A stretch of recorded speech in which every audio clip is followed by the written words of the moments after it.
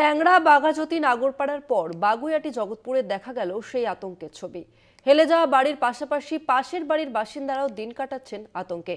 পরপর দুটি বাড়ি হেলে পড়ার ঘটনায় আতঙ্কিত স্থানীয় বাসিন্দারা। দায় এড়াচ্ছেন বর্তমান কাউন্সিলর।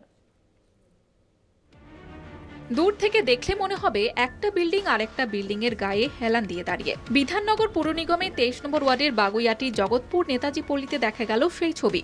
ক্রমশ হেলে পড়ছে অন্যদিকে 3 নম্বর ওয়ার্ড এলাকায় দক্ষিণ নারায়ণপুরের একটি বাড়িও হেলে পড়েছে। দুই এলাকায় এভাবে বাড়ি হেলে পড়ার ঘটনায় আতঙ্কিত এলাকাবাসী। হয়তো আমাদের গায়ে পড়লে আমরাই আগে, আমাদেরই আগে যাবে। এটা কি জানিয়েছিলেন কাউন্সিলরকে যে এই বিল্ডিং এ? সবাই জেনে শুনে এই কাজ করেছে। এই জমিটা তো বিক্রি হবে না, মানে বলে না দালাল ফালাল আছে, অনেক রকম লোকজন আছে। পুকুরের উপর ভরাট করে চাই জমি, পুকুর ছিল। ঘটনার কথা জানাজানি হতেই 23 নম্বর ওয়ার্ডের কাউন্সিলর ঝুমকু মণ্ডল বাড়ি দুটি হেলে পড়ার ঘটনা জানিয়ে বিধাননগর পৌর নিগমে লিখিত অভিযোগ জানিয়েছেন। তার দাবি, তার আমলে এইসব বাড়ি তৈরি হয়নি। এটা তো আমার অজান্ত ছিল, আমি জানতাম না।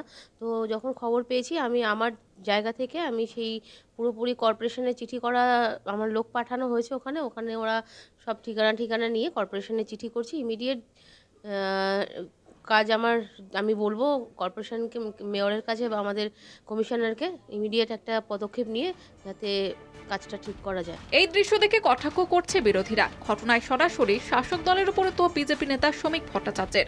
তিনি বলেন, এটাই তৃণমূলের বাংলা। কিভাবে লুট চলেছে, এটা যে কোনো দিন কোনো ভূমিকম্প হলে সর্বনাশ হয়ে যাবে। বোর করে নিচের থেকে জল তুলছে, জলস্তর নামছে, বহু ধরনের সমস্যা তৈরি করেছে। টাকা দিলে যেখানে সমস্ত সমস্যার সমাধান হয়ে যায়, 5 তলা বাড়ির যেখানে পারমিশন হয় না, কাউন্সিলর নিজে একটা ফ্লোর নিয়ে নিচ্ছে। বিধাননগর কর্পোরেশন থেকে একটা নির্মাণ হচ্ছে, পুকুর বুঝিয়ে অঙ্গনওয়াড়ি স্কুল ভেঙে বিধাননগর কর্পোরেশন বাগুইআটি থানাকে জানিয়েছে যে বেআইনি নির্মাণ। পুলিশ অর্ডার কমপ্লাই করতে পারছে না, তার কারণ হলো কাউন্সিলর। এক একজন কাউন্সিলর কোটি কোটি টাকার মালিক, সব বনেদি বড় লোক, আর আমরা বনেদি ভিখিরি। নেতাজি পল্লীতে পুকুর বুঝিয়ে কয়েক ছটাক জমির উপরে গড়ে উঠেছিল দুটি বহুতল, আর সেই কারণেই কয়েক বছরের মধ্যে বাড়ি দুটি একে অপরের দিকে হেলে পড়েছে বলে মনে করা হচ্ছে।